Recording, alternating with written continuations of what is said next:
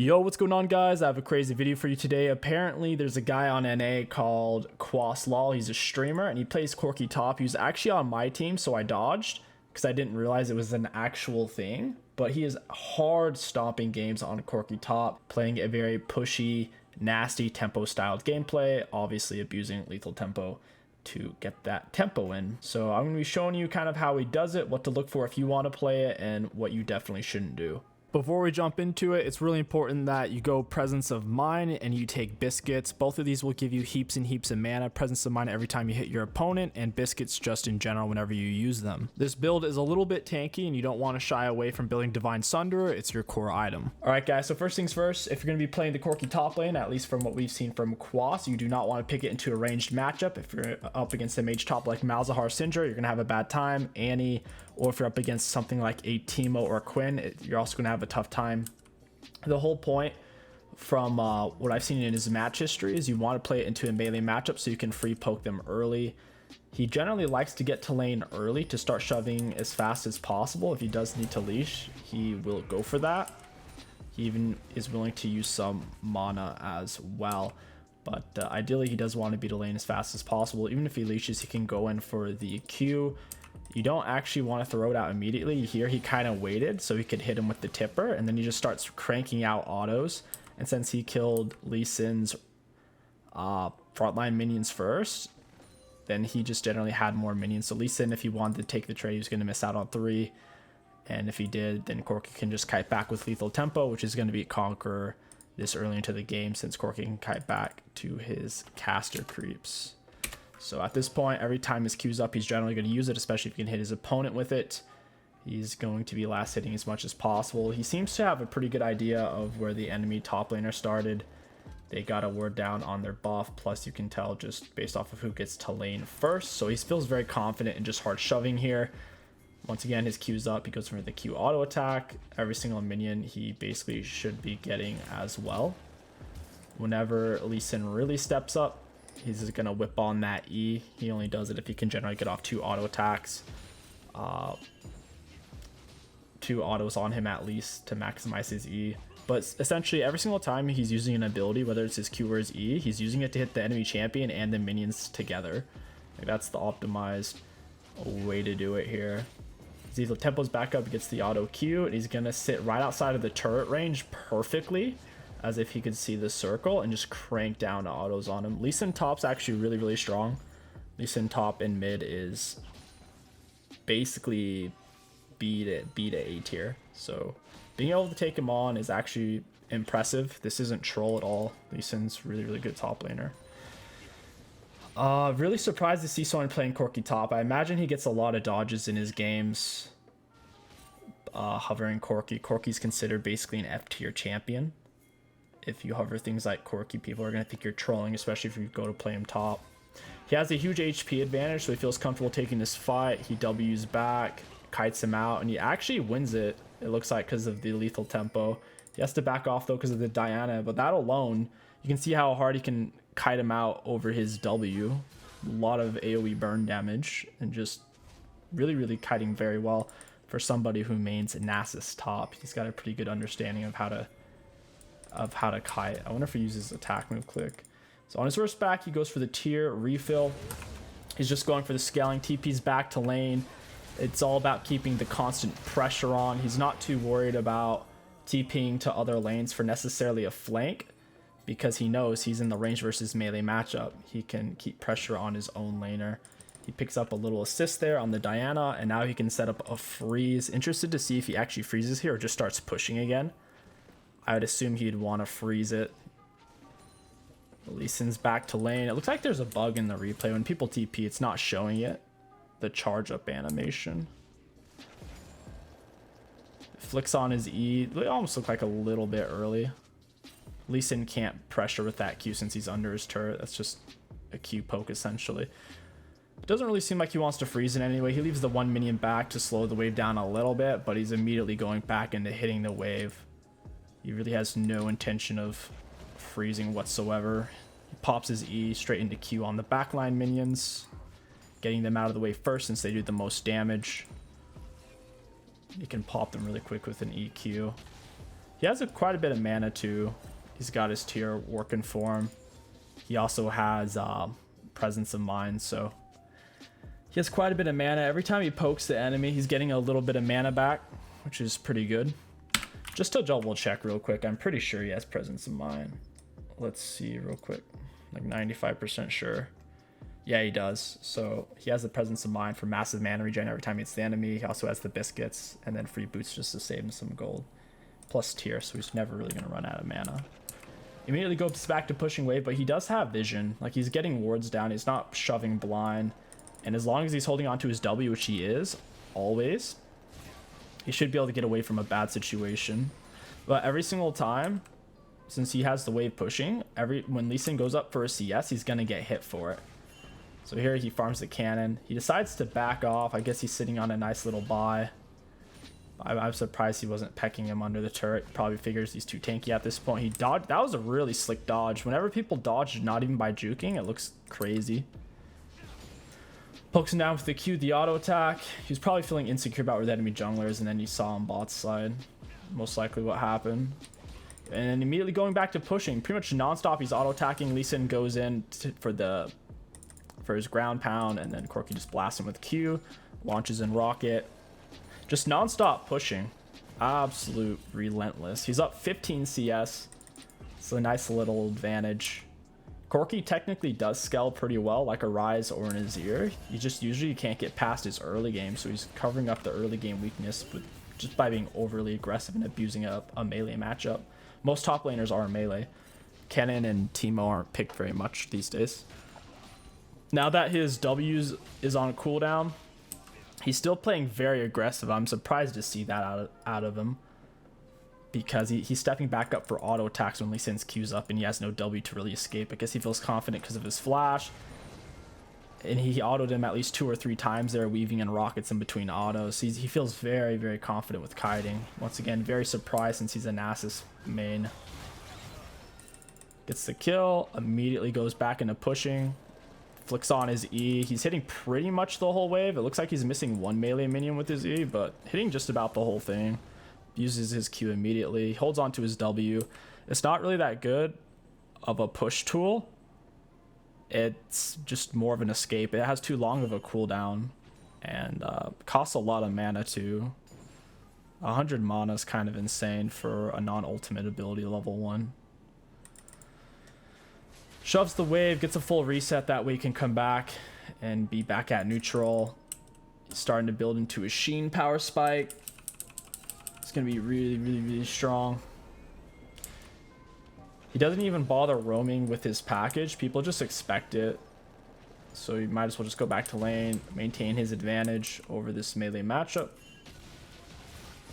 Auto attack rocket, flicks on his E, uses his R, lands a little bit of the slow. Uses his secondary E. Doesn't look like he's... Ooh, he flashes for it. Q auto. Nice. That's pretty clean. I was just going to shove wave. He has the wave shoved, and Lee Sin still got like 10 seconds on respawn, so he can go bash the turret. He has Sheen, so killing turret's going to be really easy. He can just use his abilities to push wave, and then Sheen, empowered Sheen auto proc the turret.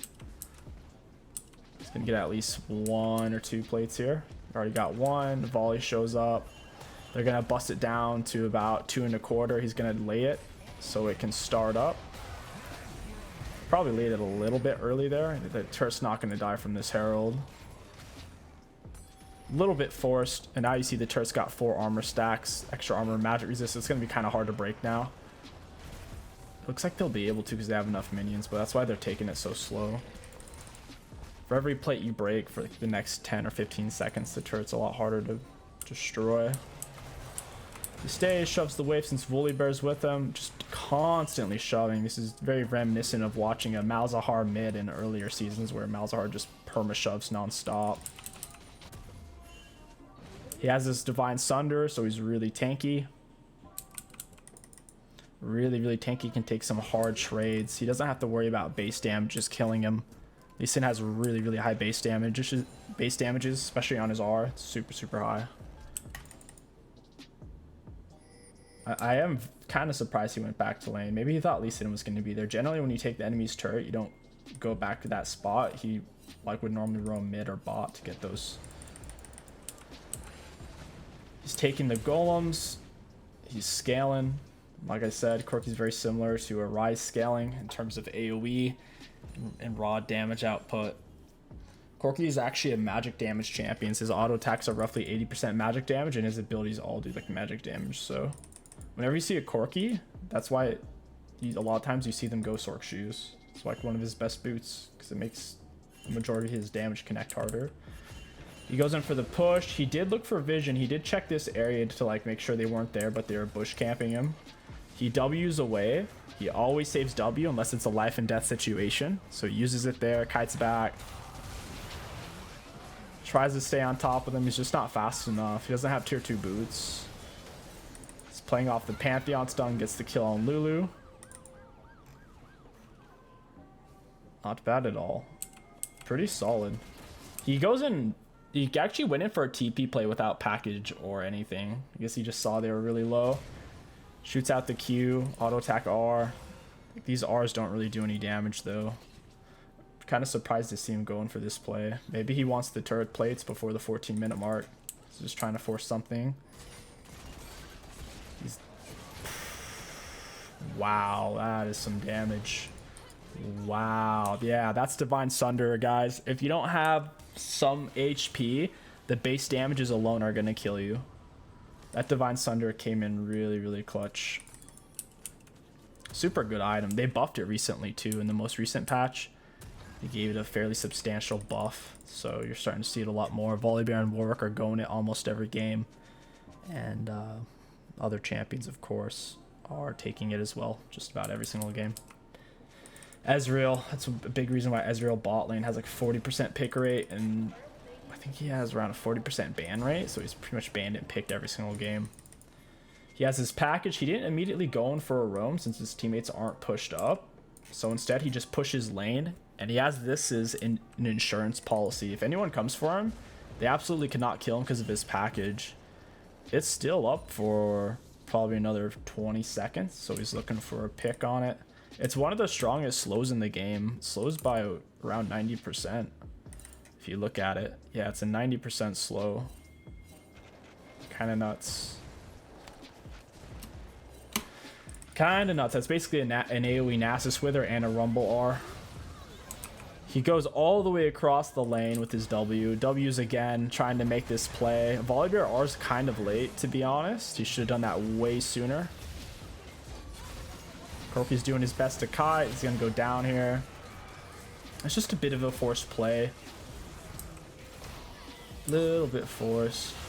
Because Kai'Sa's not here. And we didn't necessarily... He didn't have a target to really W onto. But he's still doing really, really well. He's carrying. He has 8 KP out of 10. 80% kill participation on a top laner is kind of ridiculous. It's a massive top lane diff. Every time golems are up, once he has at least one mana item, so once he has his tier, basically, he takes his jungler's golems even before level 6. So it's definitely a gold power hungry build. Yeah, sorry about that. Another spam call. Corki is very gold hungry. He immediately goes back to shoving wave. He doesn't care that there's an outer bot. He doesn't care there's an outer mid. He's just trying to soak as many resources as possible. I guess he figures Lee Sin's going to come back and he's not willing to give up turret. His TP is not even up and he's going for the split. This is very solo queue play styles. Going for lots and lots of waves. He's pushing down the turret now. He sees there on Herald. He should probably just stay with the wave and keep going. There's 2 or 3 of them on Herald right now. This is going to be a tough fight. His flash isn't up. It's going to be hard to kite this out. The Rel does pretty much no damage. He's got a lot of CC though.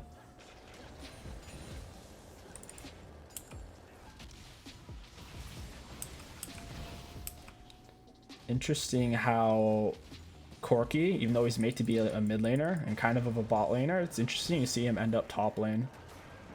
I kind of have a theory that pretty much any ranged champion can play top lane and get good results. Like Malzahar top has like a 70% win rate against Teemo top. And there's some other niche picks like the Lulu and 𝐒𝐿𝐴 have some really good matchups and have been better at certain points in time during different support metas. So really cool to see the Corki top come out. The biggest component of it is the presence of mine and the first back tier rush. It's really big. That's what allows him to constantly stay in lane and shove without running out of mana, because Corki's super mana hungry. His Q alone costs 100 mana. His level 1 W costs 100 mana. Very expensive. Goes back, shoves away if he absolutely does not want to give up his turret. Looks like he's backing here. His TP is up. He doesn't want to go to this play. His team's getting caught out a bit. He has his package now, so he's going in for the TP play. He's coming over here behind them. Finds a fat angle, splits them apart like a Talia would with her R. He's dropping his Rs in between every auto attack. He's got his Eon, he Qs, and he absolutely butchers their team. That was a beautiful W. Really sweet to see. That is just about the only good thing about Corki is his package. The only thing about him that makes him uniquely strong compared to other champions is his package. It's on a very long cooldown though. You don't get to use those bad boys very often. He seems like a glorified Vayne top. Like it's a tankier version of Vayne top that doesn't have to get as close to the enemies. And has the packages. He is definitely carrying his team though. His AD carries 2 and 3. His junglers 1 and 2. And he has the most KP by a long shot. 13 KP. That's ridiculous. Out of 16. What is that, like 80% still? So he's really close to around 80%. He sees Lee Sin's top, so he's just going back to grab the wave. His TP's down. He has no package. Whenever his TP down and he has no package, he doesn't ever leave his lane. Ever. No TP or no package means he just goes back, grabs away. I'm surprised he didn't grab the golems. He's done that 2 or 3 times this game. I guess he's coming for the dragon fight. He sees there's big stuff happening down here. Only Diana is dead on the enemy team. 3 of his teammates just died. He's actually going to go for this. Auto attack E, Q'd. Holy crap. Absolutely shredding here. That is outrageous. Divine Sunderer, Muramana Spike, carrying so hard, and then you see his Sork shoes coming in. He's got 3 levels up on her. She has absolutely no chance. He flashes, hits her with the big rocket, auto attack. He's gonna kill her too. This is so gross. Wow. Now that his flash is down, he's killed a couple of them. He doesn't bother staying for turret since he's low. He doesn't want to have to deal with their Lulu Samira, so instead he just takes their camps, which is really good. He's constantly soaking resources. He's never just sitting in one spot. Constantly soaking. Shredding the Baron with double AD carry. Volibear tanking. His team gets a Baron. And when you look at their health here, he has 2,000. Lee Sin has 2,300. He's almost as tanky as Lee Sin, and Lee Sin has double HP items. Kind of nuts. And Corki has red buff 2 levels up. Lee Sin doesn't have a chance here. Lee Sin doesn't have Ignite either. He already lost half his health off of 1 auto attack, the E, and a Q. I didn't know that Corki's R supplied the Muramana. That's kind of nuts. I guess Muramana's any ability. I thought it had to be an on-hit effect. It's just damaging abilities. Wow. He W's in. He's looking for rockets. He flicked on his E. Turns around for a QR. Absolutely incinerated the Diana there. Erase.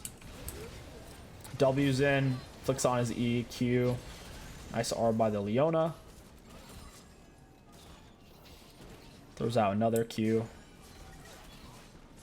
And looks like he wants to shove the Swave Get turret. Probably just do the turret into Dragon here, I assume. Nope, he's going in for more. He W's in. QER. Wow. And now he's going to go for Dragon. He's very confident in his build route and his damage output. He thinks his team doesn't need him for Dragon. It's probably the right call. He goes back for the package. He's going to be looking for a big fight here. His TP's up. He's ready to make an absolute play. TP's in. W's. And even though Corki's W pushes them, as long as his hitbox was on them, she's technically slowed and took a little bit of damage. So that's why she's so slow right now. So he gets on her, hits her with the QR, autos her down. She gets erased. Corki still... He's not really kiting, but he's doing a lot of damage there. He kind of just stopped kiting. He probably thought he was going to die any second, so he's just focusing on making sure he's doing damage. Lots and lots of AoE. His Q's AoE, his W's AoE. Every single one of Corki's abilities is AoE damage. It hits multiple targets. And now his auto attacks are AoE as well, because of Ravenous Hydra, plus his abilities apply with the Ravenous Hydra. Gonna speed it up, get back to the Corki action. There he is. He's gonna grab the red buff. He's not afraid of taking his jungler's camps. Like, he knows he's gonna carry this game. It's perfectly fine to do this when you are, especially for the red buff at least. His flash is on cooldown. He doesn't have package. He is very tanky though. 2100 health with a Maw. Diana can't one-shot him. Lulu isn't going to do much damage to him either. The only people who can kill him is really the Samira. The enemy team is very, very low damage if Diana can't kill you, because it's just Samira, Lee Sin, and Lee Sin's melee. Constantly taking resources. He's not just hiding in a bush and waiting. Almost like a Tryndamere mentality. He has 247 CS. He's nearly 10 CS per minute this game. It's ridiculous. Very close to perfect CS. He's taking the Raptors, hops over. His W's on a low cooldown at this point. It's only 10 seconds instead of 20. Finds a fight here, tosses out a rocket. Smacking the Samira, flicks on his E, misses a big rocket on her. Kills the Rel in a few auto attacks. Samir blocks a rocket. He's still shooting out more. His W's back if he's going to go in for it. E into the R there. And he killed Lulu with 2 autos there and a rocket. This is disgusting, man. I think Muramana and Divine Thunder are just busted. He's not even... It's not even like he's full build. I know he's like obviously very fed, but still... I guess it's been a while since we've seen a strong Corki. Normally when we see Corki, we're just so used to him inting that when he's actually carrying it looks very unnatural. He's pounding out his Sheen procs off of his Divine Thunder by using his ability, so he gets to clear the wave and get empowered autos against turret at the same time. Has a cheeky little laugh there. Grabs package, TPs into their base. Apologies, the replay isn't showing the TP animation. He's all on his own. He W's out. He still has his normal W. W's back in. That rocket just did half their health. Let's go back and see that again. That was ridiculous. So he nearly just killed her with 2 autos and an R. Now check this out. Okay, that's the big rocket. Look at that damage. One big rocket did over a half of Samira's health. That was 1,000 damage big rocket there. Insane. The little ones aren't doing diddly squat. The big ones though are just chonking. Really well played by 𝐒𝐂. Obviously knows what he's doing into these melee matchups on Corki top. Like I said, whenever he is against a ranged top laner, he doesn't go Corki. The matchup just doesn't make sense. He needs to be able to abuse melee champions, not range. All in all, pretty crazy game. If you guys want to support him, I would recommend it. He's a pretty consistent streamer. And yeah, check him out. But if you do want to play Corki, I would say absolutely do not play in mid lane. He's completely unplayable with the current mid lane meta of things like Zed, Talon, Pantheon, Silas, that type of stuff. There's just no way to play in mid lane, and playing in bot lane is just freaking awful too. He's got really short range. It takes forever to scale, so he's not really playable anywhere. But if you want to play him top lane against a melee champion, as long as you're running his runes, be my guest. Anyways, guys, I hope you enjoyed this video. Don't forget to check him out, and I hope you guys have a great day. Peace.